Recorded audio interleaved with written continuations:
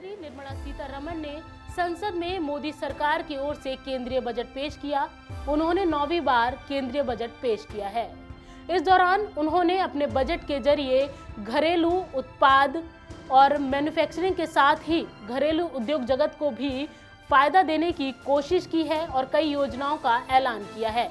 इसके अलावा budget sector के लिए जो बजट बढ़ाया गया है और ऐसा देश भर में जारी जंग के हालातों को बीच काफी अहम माना जा रहा है, क्योंकि ऑपरेशन सिंदूर के बाद से बजट रक्षा बजट बढ़ाना उसी ओर इशारा भी करता है। इसके अलावा इस बजट में जो उम्मीद थी शिक्षा और रोजगार को लेकर वो कहीं ना कहीं कम नजर आई और वो उस पर कुछ ज़्यादा जानकारी सामने नहीं आई है।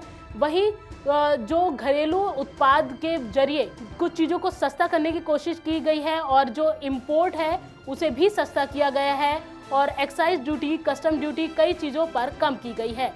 अपनी इस रिपोर्ट के जरिए हम आपको बताते हैं कि इस बजट के जरिए सरकार की ओर से क्या चीज़ें सस्ती की जाएंगी और क्या महंगी हो सकती हैं। क्या सस्ता हुआ? सरकार ने कैंसर के इलाज में इस्तेमाल होने वाली 17 दवाओं पर बेसिक कस्टम ड्यूटी हटाई।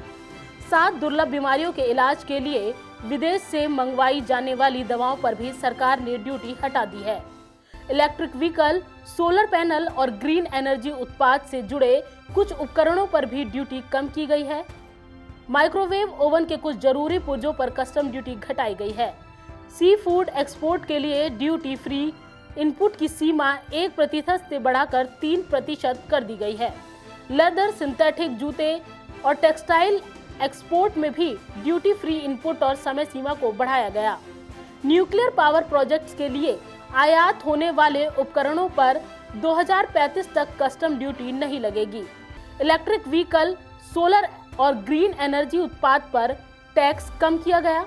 Lithium ion battery storage system से जुड़े कई इनपुट्स को कस्टम ड्यूटी से छूट। सोलर पैनल बनाने में इस्तेमाल होने वाले सोलर ग्लास के कच्चे माल, सोडियम एंटीमोटेन पर भी ड्यूटी हटाई।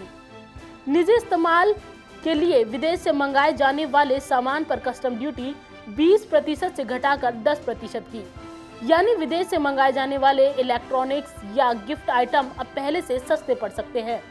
विदेश यात्रा पैकेज पर लगने वाला टीसीएस 5% और 20% से घटाकर बिना किसी न्यूनतम राशि सीमा के 2% किया। विदेश में पढ़ाई और इलाज के लिए भेजे जाने वाले पैसों पर 10 लाख रुपए से ज्यादा की रकम पर टीसीएस अब 5% की जगह 2% लगेगा। ऐसे में आपको बताते हैं इस बजट के बाद क्या महंगा हुआ। शेयर बाजार में ट्रेडिंग करना पहले से कुछ महंगा हो जाएगा। फ्यूचर्स ट्रेडिंग और सिक्योरिटीज ट्रांजैक्शन टैक्स 0.02% से बढ़ाकर 0.05% किया। ऑप्शंस प्रीमियम पर एसटीटी 0.1% से बढ़ाकर 0.15% और ऑप्शन एक्सरसाइज पर 0.125% से 0.15% किया। इससे फ्यूचर्स और ऑप्शन सेगमेंट में ट्रेडिंग करना महंगा होगा। कंपनियों के शेयर बायबैक पर प्रमोटर्स के लिए टैक्स स्ट्रक्चर सख्त किया गया है।